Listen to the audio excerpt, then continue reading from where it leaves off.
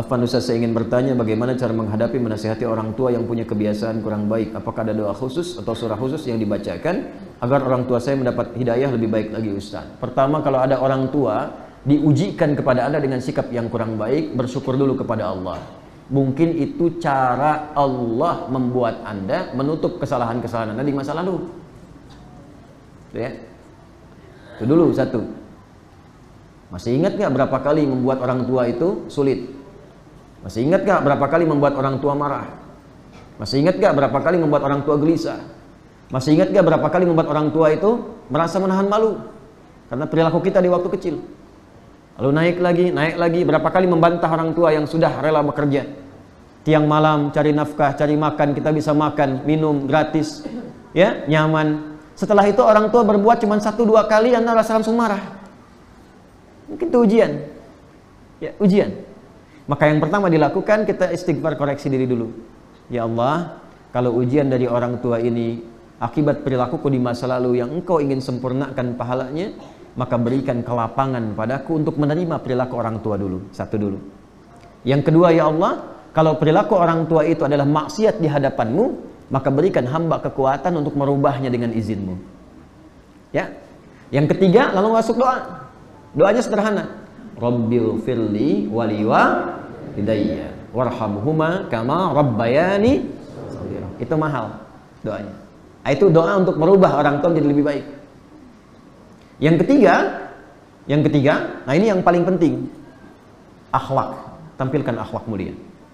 Sekalipun orang tua ada salah, bahkan terjadi perbedaan keyakinan, tetap Allah mengatakan berbuat baik. Quran surah 31 ayat 15. Ya, wa in jahadaka 'ala an tusyrika bi ma laysa laka bihi 'ilmun fala tuti'huma wa shahibhuma fid dunya ma'rufa. Kalau ada orang tua beda keyakinan dengan anak, lalu orang tua memaksa anak kembali ke keyakinannya, tolak dengan cara yang lembut, halus, tapi tetap bergaul dengan cara yang baik. Ini kalau ada orang tua kurang baik, kita tetap baik. Ya, doakan, dikirim makanan, dimasakkan, kalau capek dipijitin. Kalau tiba waktu sholat, kita sholat dulu di depannya supaya sadar dulu. Ya, alhamdulillah, cium tangannya setelah itu. Terima kasih Pak yang mengajarkan Nanda. Alhamdulillah bisa sholat. Mudah-mudahan jadi syafaat. Gak usah minta orang tua sholat. Itu hikmah namanya. Itu yang dimaksud Quran surat 16 ayat 125. Udu'u ila sabili rabbika bil hikmah. Sebelum mau'izatil hasanah, itu dulu lakukan terus. Nanti orang tua ketika doanya didorong terus, dicontohkan akhlaknya baik, nggak ada celah. Untuk menyolong nggak ada celah, mau marah nggak ada celahnya, mau membentak juga sulit. Akhirnya nahan malu, tiba-tiba berubah, nanti sendirian nangis, berubah. Di balik kasusnya, seorang ibu datang pada saya, kisah nyata. Saya masih mengajar di pesantren di Lebak Bulus waktu itu. Seorang ibu datang dari kejauhan, wajahnya sendu. Ustaz, bagaimana anak saya sudah besar nggak mau sholat? Cerita-cerita saya bilang, sudah Bu, ibu pulang dulu. Nanti ibu malam, setiap ibu sholat, bangun malam, sholatnya di kamar anak ibu tuh. Biarkan dia tidur, ibu sholat di sampingnya. Nanti setelah itu ibu berdoa, minta ampun sama Allah. Ya Allah, yang telah menitipkan anakku terlahir dalam kandunganku, aku memberikan ASI-nya, merawatnya, ampuni aku. Ya, dan ringankan hisabku di hari kiamat. Sayangi anakku, mudahkan hisab kami ya Allah. Itu aja, gak usah minta anak sholat dulu. Nanti setelah 3 hari, sini lagi. Tiba-tiba hari ketiga, kisah nyata, kurang lebih seperti sekarang lah jam 7-an itu pagi di Jakarta di Lebak Bulus. Dari kejauhan manggil, tangannya menjing nasi uduk. Ustaz, katanya. Insya Allah, saya kata ibu ini sudah senang. Ketemu saya, kenapa Bu? Alhamdulillah anak saya sudah sholat. Kok bisa? Saya bilang.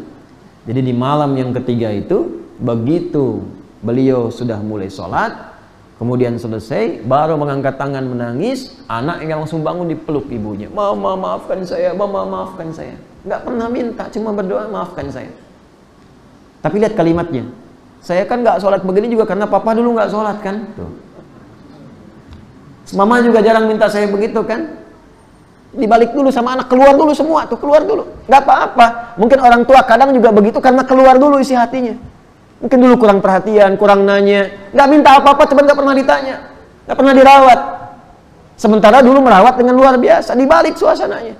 Maka dipeluk anaknya, saling berpelukan, menangis anaknya, berjanji mau sholat. Besoknya datang kemudian setelah ibunya datang, bercerita, minta Ustadz ada nggak guru untuk ngajar? Ada, saya bilang, Fulan sini ajari.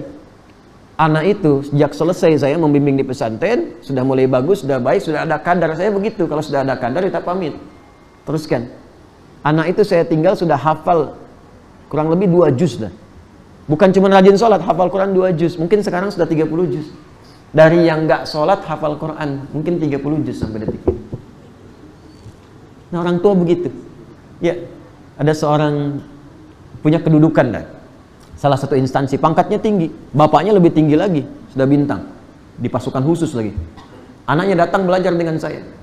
Begitu belajar, pulang ke rumah kelihatan berubah. Marah orang tuanya, siapa yang merubah kamu begini-begini? Takut dia kan? Nggak cerita. Kalau kamu nggak cerita, papa yang turun katanya. Ini kisah nyata. Lu singkatnya anak itu ketemu saya cerita. Saya bilang, alhamdulillah yang telah memberikan petunjuk hidayah pada orang tua. Nah, mulai sekarang antum tingkatkan bakti kepada ayah dan ibu. Apapun berikan yang terbaik. Pun berikan yang terbaik. Itu aja dulu. Qadarullah pulang ketemu saya, ibunya sakit. Ini kisah nyata. Sampai dirawat di rumah sakit. Maka beliau ini itu memfokuskan semua waktunya untuk merawat ibunya. Dibawa ke rumah sakit dengan mobil terbaiknya. Semua di kelas yang paling bagus. Diberikan servis yang paling bagus. Diberikan setiap waktu dokternya oleh beliau di briefing. Pengen yang terbaik untuk ibunya. Sampai ibunya lihat kan. Bingung, bapaknya lihat, ditanya, kamu siapa yang mengajari kamu begini? Dijawab oleh beliau, Ustadz yang papa sering soal itu, beliaulah yang mengajarkan saya seperti ini. Maka menangis keduanya, menangis jadi bertiga, minta waktu setelah sembuh untuk ketemu. Ya, papa mau minta maaf, mau ketemu. Begitu ketemu dengan kami, Masya Allah, malah umroh sama-sama, berubah jadi baik. Sekarang Masya Allah jadi luar biasa. Ya, jadi lebih bagus lagi, sholatnya bagus, tawafnya bagus, zikirnya bagus, dan sekeluarga jadi bagus. Kadang-kadang persoalan itu muncul menjadi asbab hidayah untuk menjadikan keluarga lebih baik. Melihatnya seperti itu. Inna ma'al usri yusra. Ya, la yukallifullahu nafsan illa wus'aha. Terkadang satu keburukan terlihat sebetulnya bukan untuk menjadikan diri kita buruk, tapi membuka peluang kebahagiaan lebih baik lagi sepanjang kita mau berjuang untuk mewujudkannya. Sekira itu ya.